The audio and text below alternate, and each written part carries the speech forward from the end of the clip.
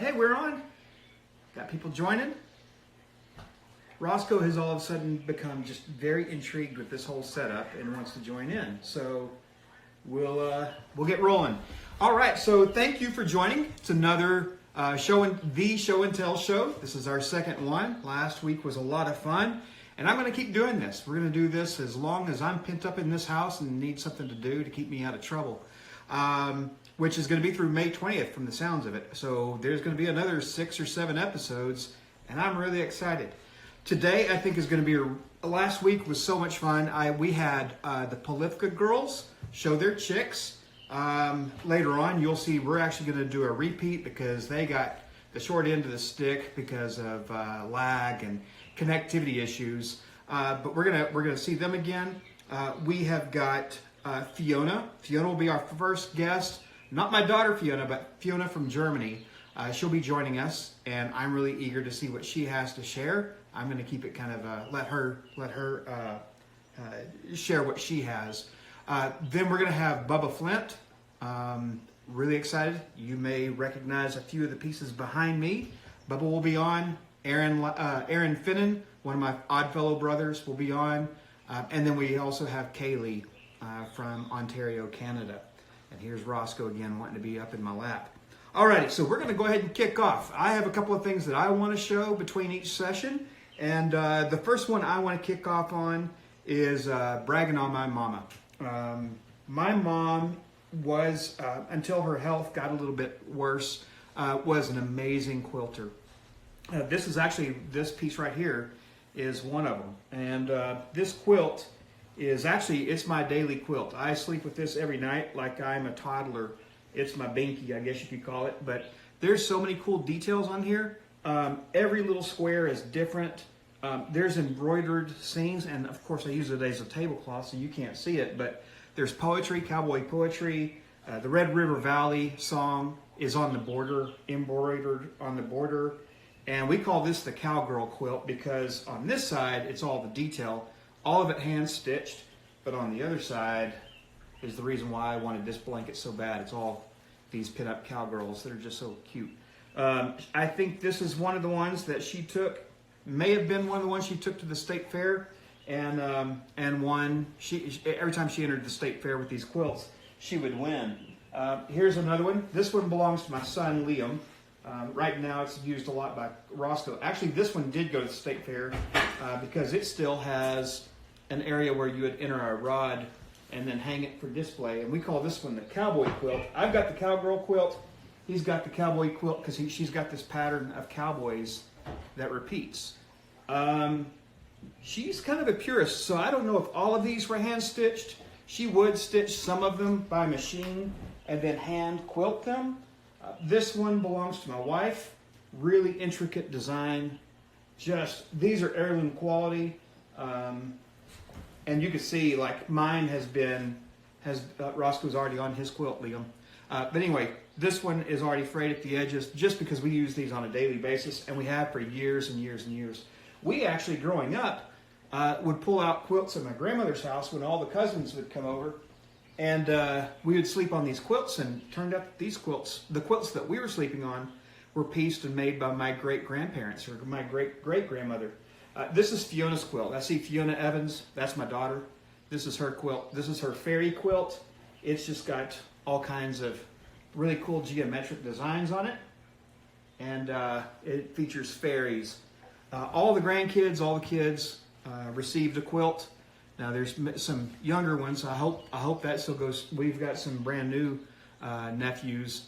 Our brand new nephew, well, fairly new. I don't know if he's going to get a quilt or not because my mom can't keep up with it any longer. But yeah, she cranked these out several a year, and it was always just a prized possession. Everybody would just wait and wait and wait for their quilt. And here's another one. This one was at a show. You can always tell when my mom put them in some kind of quilting show because there would be these, it's almost like a curtain. There's this piece that runs where you could run a rod through it and then hang it, and that would end up like at a state fair. She would do state fairs up in Oklahoma and Texas, blue ribbons all the time, and she's one of the most humble people. Like, she never knew how to charge for a quilt. I don't think she ever sold one. She always gave them away. And and would just, you know, give them out of love. So these are definitely things that we love very much. Every one of us have one, and they're treasures. All right, so we're gonna go ahead and kick off to our next guest if she's already in. I'm hoping she is. I've got a few things set up here that I'm gonna do some show and tell on, but I want this to be more about. Oh, my sister just chimed in. She's also published in a book. That's pretty cool. We're going to see if Fiona is on board. And Fiona is from Germany. Let me see if I can find her. There she is. Fiona. And we're waiting on her right now. So a little bit about Fiona. Hey, Fiona, how are you? Good, and you? I'm doing well. So thank you so much for joining us. I'm going to adjust my camera here because we're kind of sharing the screen. Oh, well, I just messed it up, so I'm going to have to hold this thing by hand now. But anyway, Fiona, I met Fiona just a couple of years ago. Her mom and I were friends when her mom was a trade student in Salina, Texas, all the way from Germany. Fiona, do you want to introduce yourself real quick? Yeah. So, I'm Fiona, and I'm 15 years old and from Germany. And yeah, I will share something about mantrailing. That's a thing that me and my mom are doing with our dog.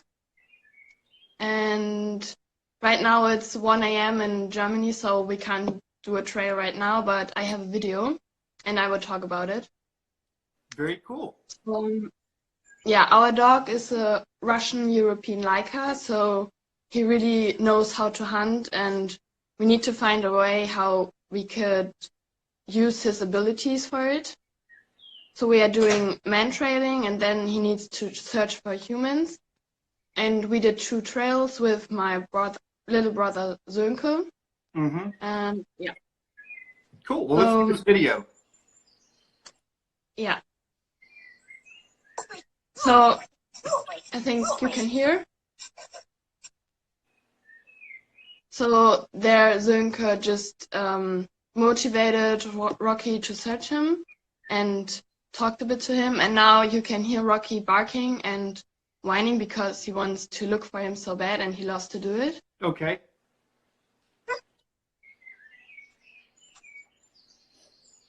And then we are waiting.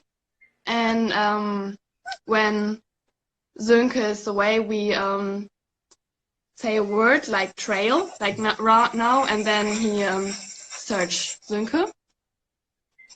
Okay. Now, how far can he track a human? Mama, wie viele Meter machen wir ungefähr mit ihm? Like a half kilometer. Okay. All right. 500 meters. Yeah, it's about a quarter mile. That's pretty cool. Yeah. And but he is starting right now, so we are both still learning and try to figure it all out. Yeah. So you're learning just as much as the dog is, right? You're learning how to train him and how to teach him these skills. Yeah, you also need to learn how to do it with the leash, because you need to give him, but also to take it, and you need to also look for signs if he says that there is a negative or it's positive here, so you need to go forward. So, okay. Yeah. Cool. I will go on. So we are running very fast because he goes very fast. I bet that's a workout, right? Yeah. Some footage is lost, but it's just about how we search. But you will see how he finds Sönke. Uh-huh. And it's your little brother that he's hunting, right? Yeah, Sönke is. So when I was, even still today, if I'm playing hide and seek, or if I'm like being looked for and I'm hiding in a spot, I get super freaked out, and I will squeal like a little schoolgirl when I get found. I can't imagine what your little brother did when he got, if you have a dog hunting you, that's got to be even more insane. So cool. So yeah, I also love it to hide, and when he looks for me. What does he do once he finds you? I mean, because I know there's like some police dogs will, light into you or attack you, whatever, what does he do? What's his job? So he just gets there, and then because he's on a leash, we will follow. And then he gets a treat because we are just training. We are not doing this for the police or something. So Gotcha. just for himself. So then he gets a treat that he loves a lot. It's salmon and coconut oil. Uh-huh.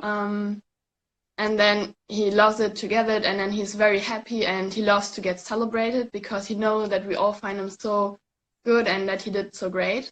Yeah, yeah, that's really cool. So how did you get interested in this? You start in a forest where not so much people are, not so much different small. So yeah, and then you do just very little space. For example, hide behind a tree, and then you say, "Look for me, where Uh-huh. I am." And then because he knows how to hunt, for him it was very easy to learn. Gotcha. Um, And as you're learning this, is this part of your education in school, or are you doing this outside of school? no, just a hobby. Just a So okay. And do you still have the horse? we have a trainer for him, but I'm doing it outside of school. Gotcha, gotcha. Do you still have your horse? No. Oh, okay, okay. So the reason why I ask friends, the reason why I ask about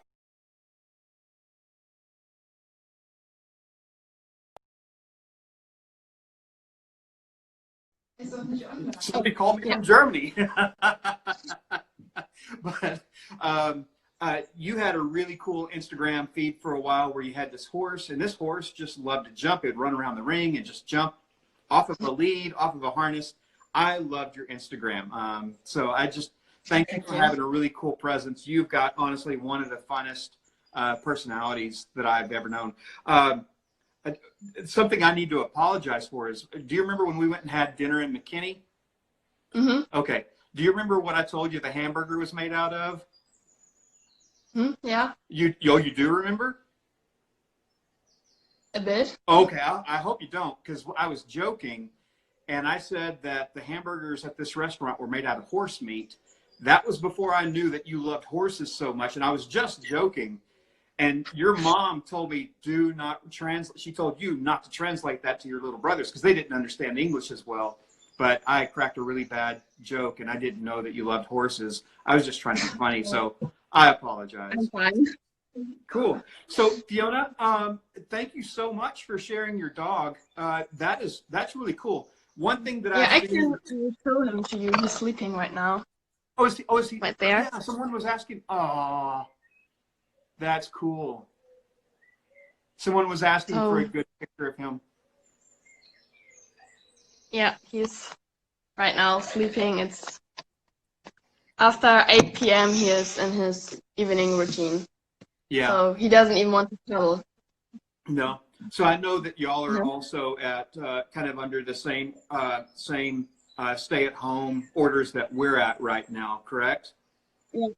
School is out. Are you able to go out with your dog and still do some training and stuff like that during this time?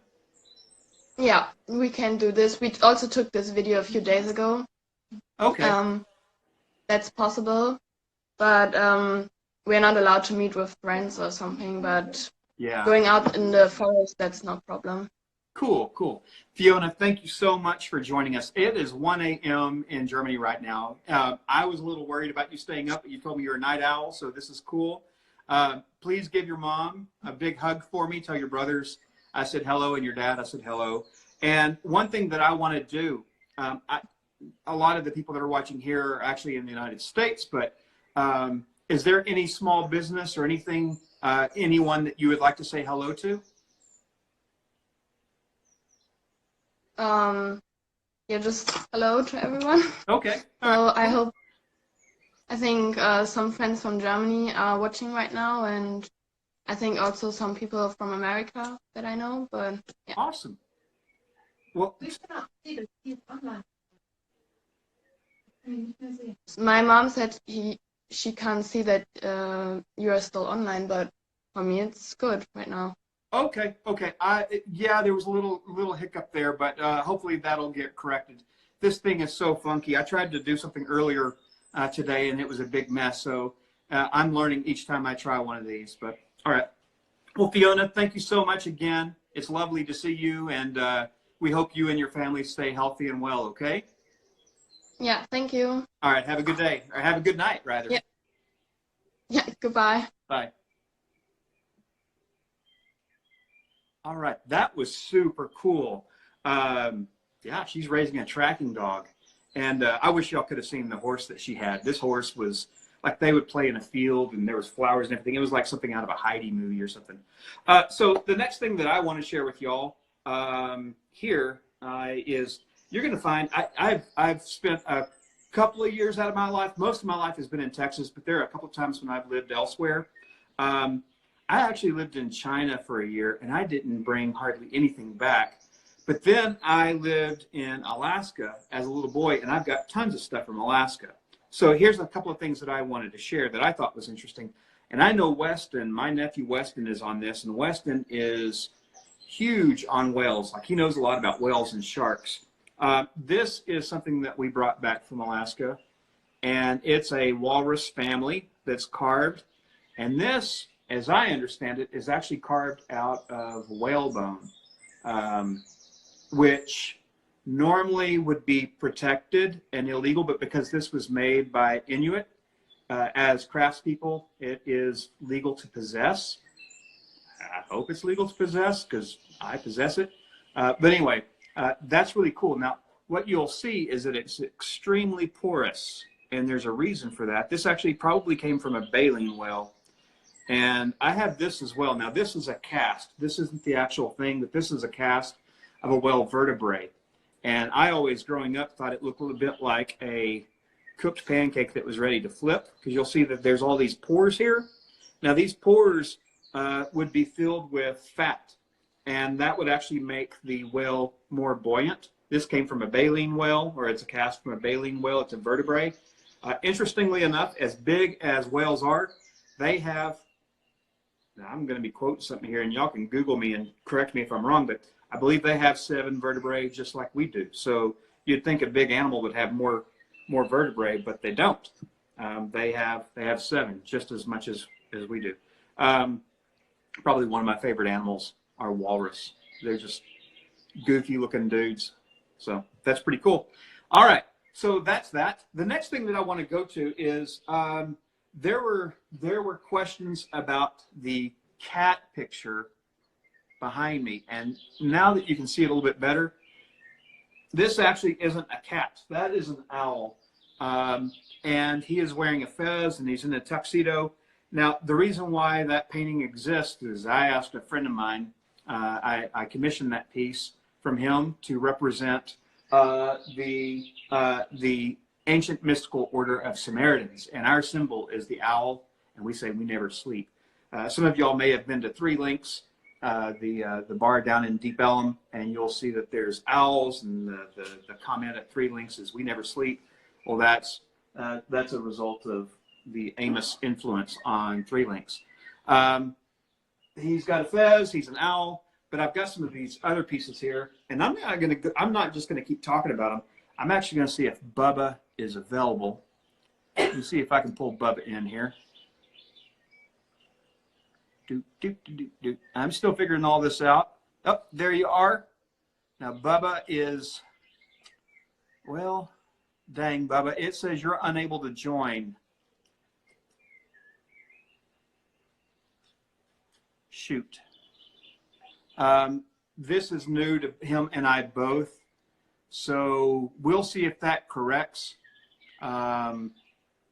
If I'm not able to get him in, what I will do is I'll have him come back another time because I really like him. I would like to have him. We were going to do a bit of an interview, but so let me talk about these a little bit. Bubba is since I can't get him to join, I'll see if I can get him in a little bit later. He is an illustrator. I see you here, Bubba. I can see you. Unfortunately, I'm not able to get you to join. Let me see if I could. Oh, no. Now you're seeing Bonnie Joe doing her. There we go. Let me see if I can get you in here, bud. This has been, yeah, unfortunately, Bubba, it says that you're unable to join. I see you in here. I just can't pull you in, unfortunately. What's going on, Bonnie Joe? I flipped it around already. Bonnie Joe's in the background doing her beadwork. That's a bummer, dude. Bubba was so good to get teed up for this, and it's new for both of us. But anyway, let me go ahead and just kind of pull an audible here, and I'll see if I can get him in it. Let me try one more time.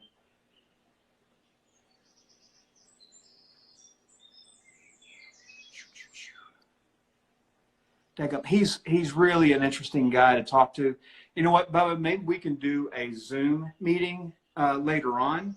I'm sorry, bud. It's just not allowing me to pull you in. It's a little finicky sometimes. But Bubba is someone that I met. Actually, I met him at a tiki market where folks were selling tiki stuff. We're both into that scene.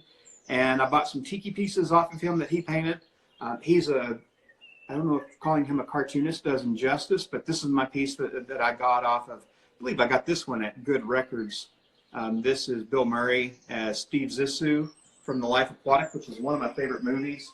My wife loves the Flintstones, so we got this piece here. It's the Flintstone record player.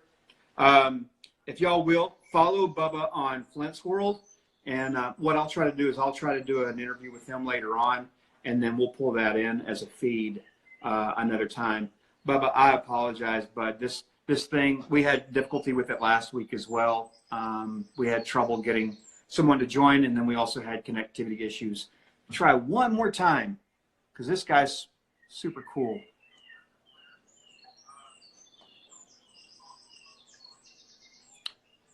Bubba, but I apologize. It's just not allowing me. Dan says to log out and for him to log out and log back in. Okay. Yep. It looks like someone Googled that, Bubba. If you will log out and log back in, it may kick it. So what we'll do is we'll go over to Aaron Finnin, buddy of mine. Before I do that, I had some pieces that I wanted to brag on some friends here. And the reason why I'm showing these is because it's appropriate for Aaron. This is a really cool 3D printing job. Look at that, the detail on that. But that's a heart and hand. That's a pretty common symbol, but we use that in Odd Fellowship. And that was done by my friend Nathan Portnoy. And then here we have the Fez again, Jackalope. That's our Sanctorum. 333, Ancient Mystical Orders of Samaritans. That was printed by, oh Lord, I just drew a blank. Harley's boy. Bonnie Joe? She's on a delay. Harley, I know you're watching. Help me out here. What's your, oh Lord, I'm so bad. I had it all teed up. But anyway, Ethan made that for us. Really cool. It's all by a 3D player. Try it. I don't know what you're sign languaging. He's back in. Oh, is he? Okay. All right. Let's see if that works, Bubba.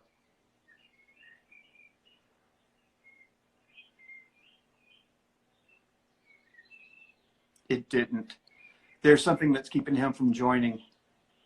That's a bummer. We'll figure it out later on, man. We'll get that fixed, okay? Goodness. All righty. So, Bubba, my apologies, bud.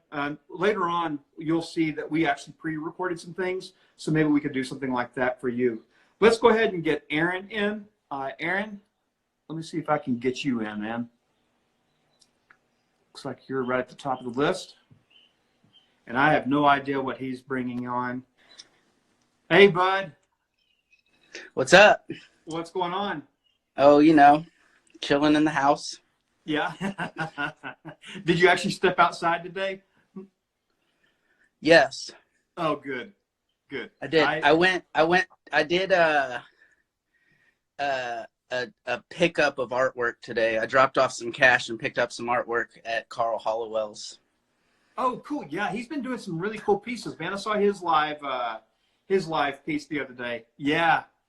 So One thing I'm going to do, Aaron, is I'm going to be asking everyone to give a shout out for small businesses and artists. You probably have a long list of them that we could provide, man. So, Yeah, Carl is definitely one of them. that's a good segue, because today I have no idea what I'm going to do except for promote my friends. And I wanted to start with Bruce Webb, very good friend of mine. We had a lodge function at Thanksgiving, and I won this in a raffle. It actually has my name in it, but Bruce is an amazing artist. He's a historian of lodges, of fraternal orders. He's actually got a book. Amazing. I have that book somewhere. So I'll start with Bruce. Bruce owns the Webb Gallery with his wife, Julie Webb, here in Waxahachie, where I live. Waxahachie is about 30 miles south of Dallas, and it is the home of our Waxahachie Lodge 80 building, which we also have Heart and Hand inside the bottom half of Waxahachie 80's building that's been there. The building's been there since they started building it in 1891, and they finished it in 1895. And our lodge bought it from the Texas Mortgage Bank in 1911. In 1912, we had our first meeting. Anyways, cool stuff. I'm actually going to take you and show you a couple of my best friend Greg Christian's pieces of art. He's on Bike Riders Tour with you every year, right? He does Bike Riders. He owns a shop called Tattoo Faction in North Olmsted, Ohio. And he's home basing right now with his beautiful wife, Cindy. They're chilling in Avon, Ohio. And but Greg Christian, y'all should definitely look him up. He's badass. But here is a banner that I convinced Greg to give to me for my 40th birthday. So big props to him. Greg and I do a lot of artwork. The first watercolor I ever tried to paint was a Greg Christian panther, which I'm sure there's a long list of people who do amazing panthers, and I'm not one of them. But so that's that. Here's another Greg Christian. This is a Jesus. Greg got really popular on Instagram for doing these geometric flowers. I mean, he was popular long before that. But anyways, I came to know Greg because of that. I met him. He's a great guy. He's insane. He does these really cool pieces now, too, where it's like a Mickey Mouse body and like a dragon's head or something like that. Those are really killer. Oh, yeah. I can show you. I have a couple of those. I just haven't framed them because they came in. Anyways, we could do that later. I don't want to waste time. But, yeah, he's the master of less is more. But he did these, too. I love these. He's they're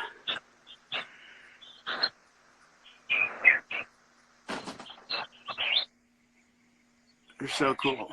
So he has different phases he goes through. Like he'll paint like 100 paintings in a week. And so I try and grab at least one painting from every kind of style that he's going to do. He did these rocks.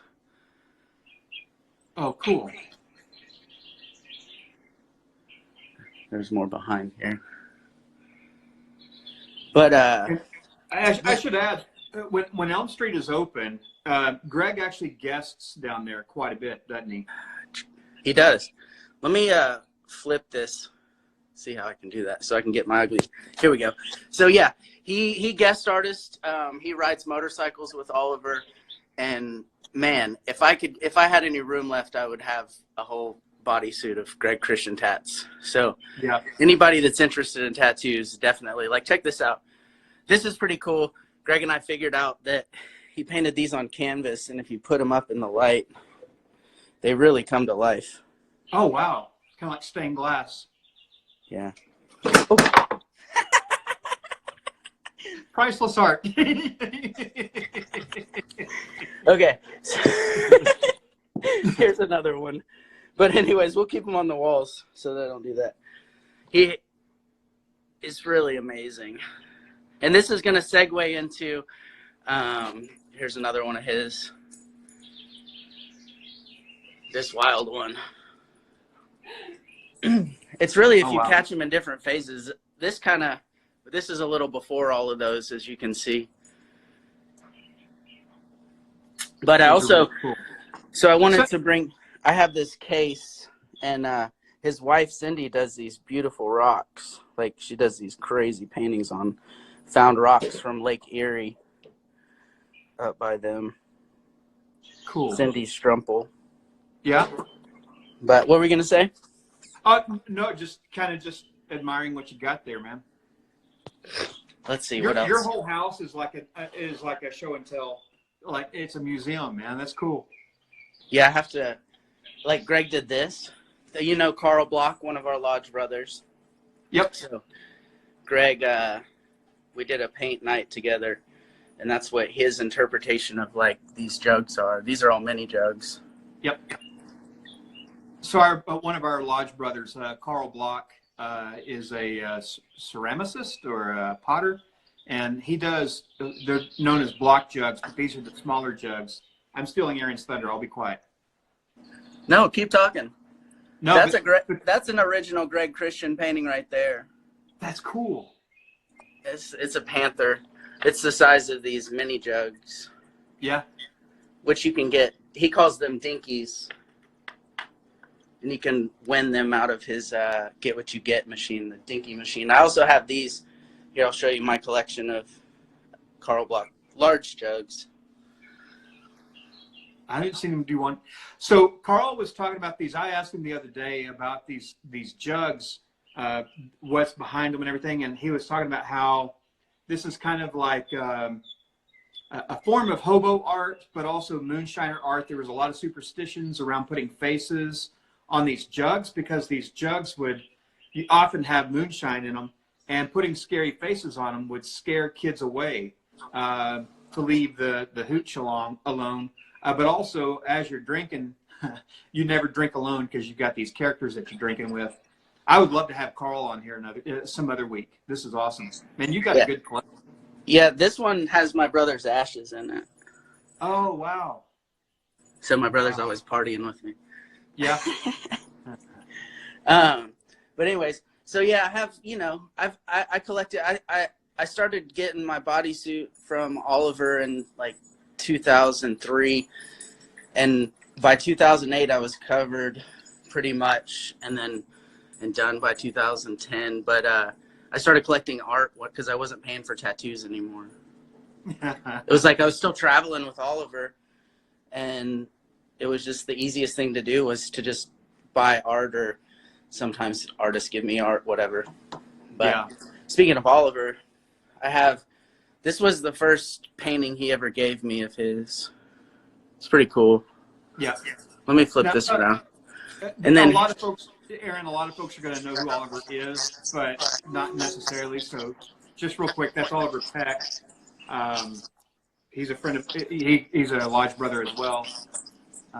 He and Aaron go way back, but that he's the you may have heard of him on Ink Master. So that's the connection here. So yeah, I got this set. Oliver doesn't do a lot of paintings anymore. So over the years, he's had periods. These are from 2001. But I'm excited to have those in my collection. Cool. But anyways, enough of that. I'm sure you've got other people that want to sign on. I've just got another video. We couldn't get Bubba Flint in earlier, which I'm really bummed about. It seems like every time we've done this, we've had something happen that didn't go well. I definitely want to link a lot of these small businesses in here. So. Oh yeah, I have a small business to promote. Oh yeah. Other than the obvious, like definitely take care of your artists right now. Like they're at home doing nothing, so it's a perfect time to collect art. I keep saying, they'll do whatever to help move their movement. So you're gonna get really good prices right now, if you have any funds. But also, I wanted to say in Dallas, Tiki Loco is still open, serving takeout and delivery. And if you're into healthy food, if you're into vegan food, it's a really good choice in Dallas. If you're gonna choose a meal out, a little bit goes a long way in this time. So, Tiki Loco, Elm Street, Dallas, Texas. Good food and good people, definitely. Exactly. Hey, bud, thank you for stopping in, man. I really appreciate you. This was cool. I'm really enjoying it. and I'll see you Monday. All right, bro. Thank you. Take care of yourself. All right. That was pretty killer. That was awesome. Let me see. I've got some things going on in here. All right. So that was Aaron Finnin showing a lot of different artwork from Carl Block, from Bruce Webb, from Greg Christian, and from Oliver Peck. If you look through my friends or the people that I follow, I think I follow all 4 of those on my Instagram feed. Look for them, follow with them, and then also do more than that. If you can at this time, buy art from artists, tattoo artists, visual artists, graphic artists. All these different folks right now are kind of hurting and needing our patronage. And as Aaron said, it's a perfect time to buy art because they're doing what they can. All right, so let me see. What else did I have going on here? Oh, this is kind of, we're wrapping it up. I showed y'all the 3D printouts. I showed you my mama's quilts. I showed y'all some of the whale vertebrae and the whalebone. The other thing that I wanted to do is I'm trying something new where I'm pulling in, we're trying to pull in different people that are going to be interesting and do. Oh, Bubba, I think I can pull you in now. Let me see if I can do this. Fingers crossed. Or wait. Oh, connecting. Hey! Got it! Yes. Man, I felt so bad because you've just been so cool about joining up with me, man. I appreciate it. Not a problem. All right. All right. Well, now I'm off my game, but that'll probably make for a more casual conversation because, when we said we're going to do an interview, I'm like, holy cow, this is going to become like a real thing. And I'm wanting to be it completely like casual and off the cuff. But anyway, Bubba, I talked a little bit about you, some of the pieces that we have. I love all 3 pieces. We've got the Flintstone record player. I got this one up at Good Records, another small business that we should be supporting right now. Absolutely. My favorite movie, one of my favorite actors. I got that piece from you, and then the commissioned Amos Owl that you did for me. But anyway, how are you doing, man? Man, I'm doing great. Like all artists, I'm sitting around working. That's Yeah. What else we gonna do, right? Right. Now, I just so that people can kind of get oriented with who you are.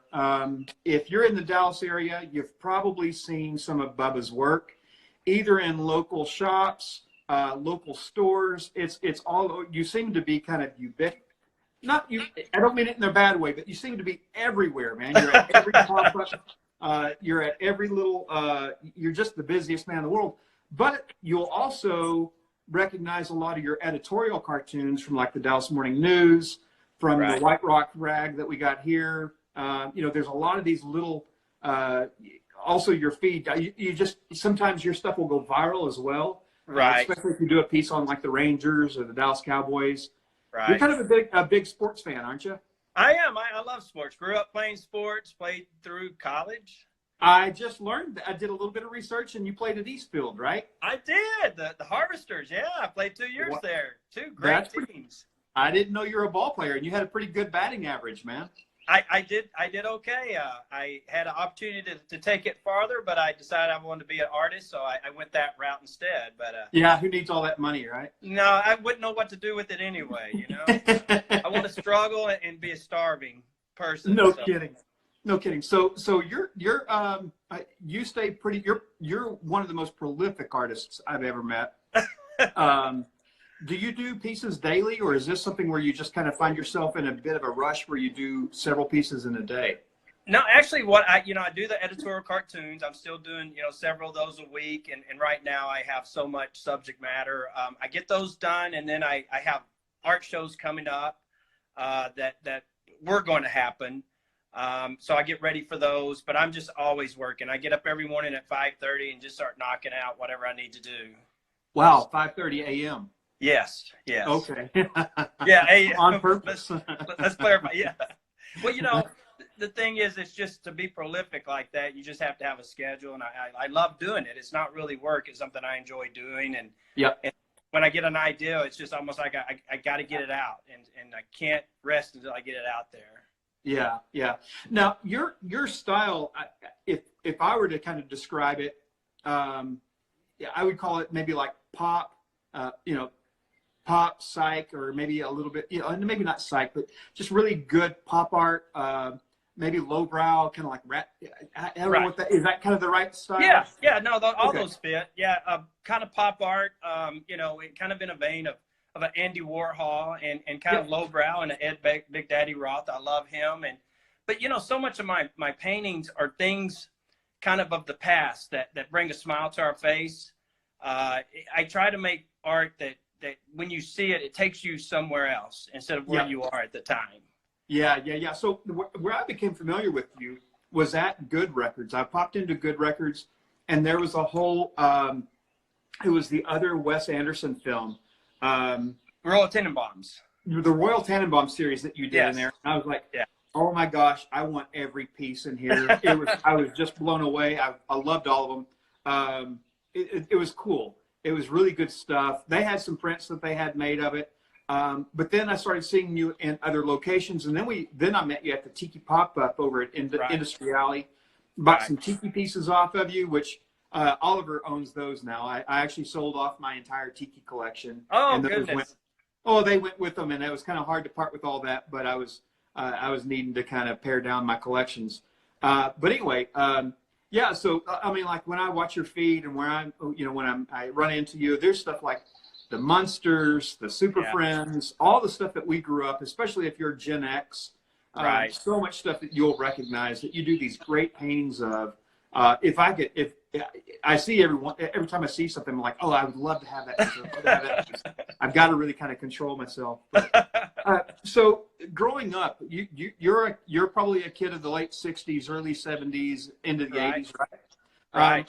How did you spend your time as a kid? Did you grow up in the Dallas area? I grew up in Mesquite, born and raised in Mesquite. Yeah. I'm a South Garland boy. So okay, well, yeah, we're neighbors. You're Colonel, and I was a Skeeter there. Yeah, yeah. Growing up, I was just like any kid. I was outside playing all day, playing sports, come in the evenings, watch those cartoons, and Saturday morning I was up bright and early to catch all the cartoons. But I absorbed all of it. I absorbed the commercials, the culture, the advertising, everything. You know, it just stuck with me as a child, and I was, a Mad Magazine fanatic. So all of that just made an influence on me. Gotcha. Okay, cool. So when you get up every morning, because you said you're a bit of an early bird. I'm an early bird as well. But when you get up, do you already have an agenda for the day? Or are you waiting for inspiration? Like, do you get up already knowing what you're wanting to produce? Well, or are you kind of looking throughout the day to see something that hits you? Well, what happens is so many times when I get up, I'll have a blank canvas there, and I don't know if you notice, the frames I get are vintage frames I find at thrift stores, garage sales. And sometimes the frame dictates what I want to do, but a lot of times I have no idea, and I just kind of go with it, and whatever I'm feeling at the time. A lot of people commission stuff, but like I had a show that was supposed to be happening, the pinball convention, which there's pinball machines of everything. So I just kind of pick a subject that I want to do, whether it's Batman, the old TV show, or whatever. I don't know, I just kind of go with it. I never really have an agenda per se, unless somebody commissions something. Like you had commissioned the owl, which is, I love that, because you give me something and now I can make it my own, and I really enjoy that. And the Flintstones record player, just anything like that. I just, no matter, even if, I keenly tell people I can never be caught for plagiarism because I'm not good enough to copy somebody else's style. No matter what I do, it comes out my style, which I don't know, that's a good thing. But I don't know, I'm just influenced by so much of my childhood that I could never get it all done in my lifetime. So I always call it future paintings from the past. No, that's cool. That's a good way to put it. Yeah. So, hey, I would encourage people to follow you on Instagram, because you see a lot of your pieces there. If somebody wants to get in touch with you or wants to buy one of your pieces right now, how would they do that? Just on Instagram, just send me a personal message. On Facebook, William Bubba Flint. I sell 95% of my stuff on Facebook and Instagram. And right now, just a shout out, you talking about small businesses, Swizzle Lounge is getting ready to open, and the people of Industry Alley, Dan and Marty. Yeah, I'm going to have a gallery in there, but right now they're on the Instagram selling all kinds of stuff and selling some of my art. So a big shout out to them. I mean, they're great people and they need our support just like everybody. Yeah. So I know you have a big announcement coming later today. I saw that on your stories. I don't want to spoil the surprise. So someone's asking what your Insta handle is. It's Flint's World, right? Right. Just Flint's World. FLINTSWORLD. Okay. You have an announcement coming on later on, but I'm really, so one of our good friends, Johnny Tight Pants, Johnny Maslick, I hope to get him on here because he's got